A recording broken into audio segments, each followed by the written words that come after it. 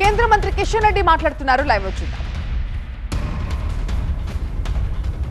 ఆలోచన విధానంతో ఈ సిద్ధాంతం రావడం జరిగింది. 60 దశకంలోనే వారు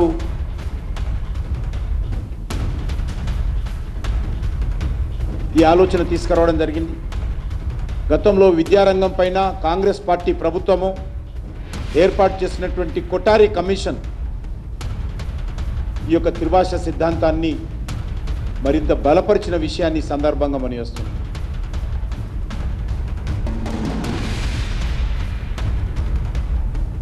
ఇవన్నీ కూడా డిఎంకు తెలియనిది కాదు. మోడీ గారు వచ్చిన తర్వాత ఏ ఒక్క వ్యక్తి పైన కానీ, ఏ ఒక్క రాష్ట్రం పైన కానీ, ఏ ఒక్క అంశం పైన కానీ హిందీని బలవంతంగా రుద్దినటువంటి సంఘటన ఈ దేశంలో ఒకటి కూడా లేదు. అది కాకుండా ఖచ్చితంగా మన మాతృభాషలోనే మనమందరం చదువుకోవాలని యావత్తు దేశంలో ఉన్నటువంటి అన్ని ప్రాంతీయ భాషలను, మాతృభాషలను ప్రోత్సహించాలని నిర్ణయించినటువంటి మొట్టమొదటి ప్రభుత్వము నరేంద్ర మోడీ గారి ప్రభుత్వం.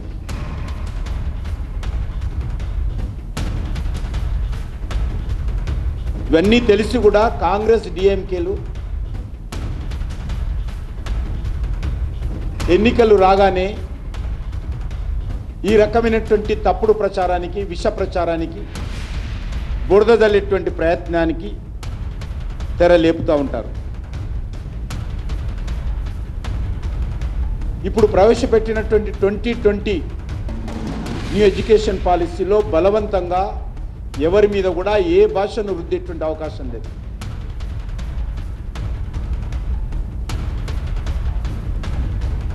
అనవసరంగా తమిళనాడు ముఖ్యమంత్రి వచ్చే ఎన్నికలను దృష్టిలో పెట్టుకొని ఇప్పుడు 2020లో న్యూ ఎడ్యుకేషన్ పాలసీ వస్తే 2025లో తమిళనాడు అసెంబ్లీ ఎన్నికలకు ముందు ఈ అంశాన్ని రాద్ధాంతం చేస్తూ ఆల్ పార్టీ మీటింగ్ పెడుతుండంటే ప్రజలు అర్థం చేసుకోవచ్చు. ఇది శాసనసభ, తమిళనాడు శాసనసభ ఎన్నికల సందర్భంగా డిఎంకే పార్టీ లేవనెత్తినటువంటి ఎన్నికల ఎత్తుగడ అనే అంశాన్ని సందర్భంగా మనం చేస్తున్నాం.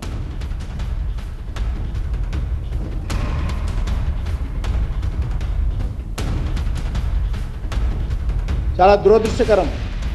2 రోజుల క్రితం చూసాం మనం. భాషతో ఆగకుండా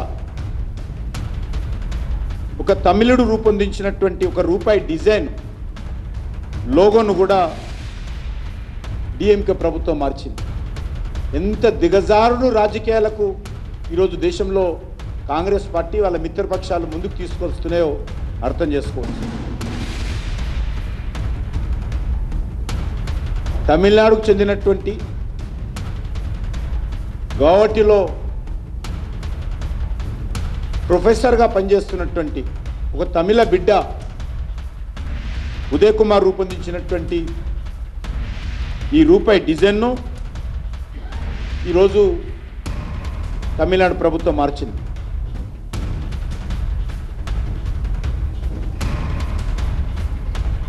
ఇది పూర్తిగా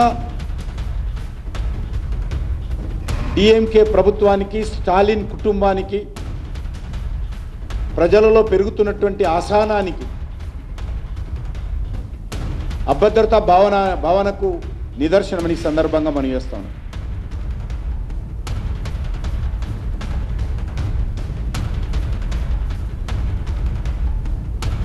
పదిహేనేళ్ల క్రితము ఈ లోగో ఎప్పుడొచ్చింది? 15 years before 2010 Congress party Manmohan Singh garu ప్రధానమంత్రిగా ఉన్నప్పుడు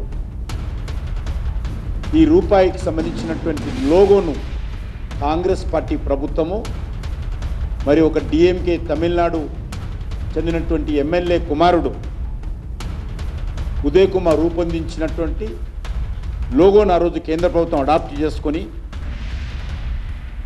మరి ఈ లోగోను అడాప్ట్ చేయడం జరిగింది.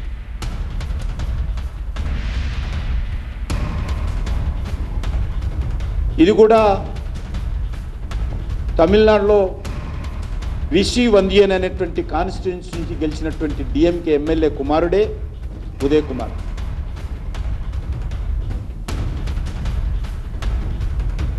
నేను ఒక్కటే ఈరోజు స్టాలిన్ కానీ డిఎంకే పార్టీని కానీ వాళ్ళని సమర్థిస్తున్నటువంటి కాంగ్రెస్ పార్టీని కానీ నేను సవాల్ చేస్తూ ఉన్నాను.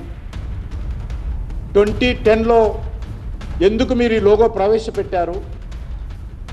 ఈరోజు డిఎంకే దాన్ని మార్చినప్పుడు మిత్రపక్షంగా కాంగ్రెస్ పార్టీ వైఖరేంటి? రాహుల్ గాంధీ వైఖరేంటి? స్వర్గీయ మన్మోహన్ సింగ్ గారు ప్రభుత్వం గతంలో చేసింది తప్ప కాంగ్రెస్ పార్టీ దేశ ప్రజలకు చెప్పాల్సినటువంటి అవసరం ఉంది. ఆ రోజు మాట్లాడకుండా 15 సంవత్సరాల తర్వాత ఈరోజు ఇలా కనిపించిందా డిఎంకే పార్టీకి ఎన్నికలకు ముందు? ఇన్ని రోజులు ఏం చేశారు? అసలు కాంగ్రెస్ పార్టీ ప్రభుత్వం ఎందుకు ప్రవేశపెట్టింది?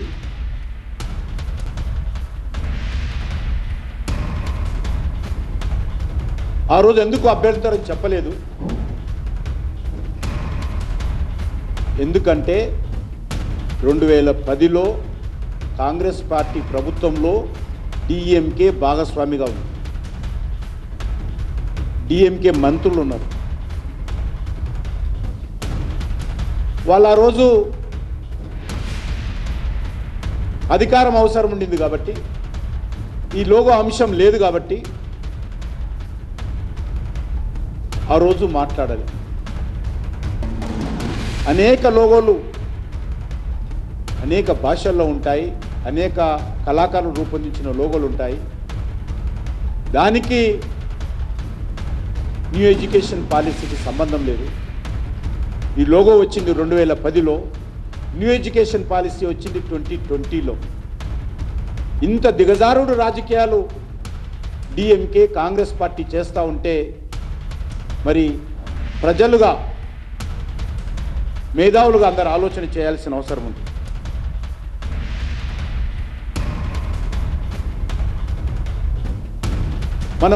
మనం వాడుతున్నటువంటి అన్ని కరెన్సీలలో ఈ లోగో ఉంది. ఆల్ కరెన్సీ, అది కాయిన్ కానీ రూపీ కానీ. మరి ఇప్పుడు ఇవన్నీ చేంజ్ చేస్తారని అడుగుతా ఉన్నాను. తమిళనాడులో ఈ భారత ప్రభుత్వం రూపొందించినటువంటి రిజర్వ్ బ్యాంక్ రూపొందించినటువంటి కరెన్సీ చెల్లుబాటు అవుతుందా కాదా ఈరోజు రాహుల్ గాంధీ చెప్పాల్సినటువంటి అవసరం ఉంది. ఈ రకంగా దేశ వ్యవస్థలపైన, రాజ్యాంగ సంస్థలపైన డిఎంకే కానీ, గతంలో కాంగ్రెస్ పార్టీ కానీ,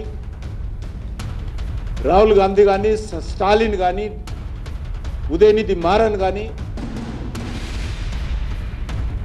వీళ్ళందరూ కూడా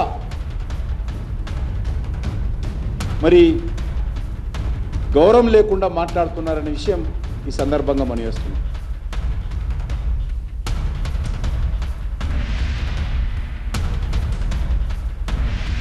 ఈరోజు ఎవరైనా తెలుగు భాషలో మాట్లాడుకోవాలంటే తెలుగు భాష మాట్లాడవచ్చు, తెలుగు భాషలో చదువుకోవచ్చు.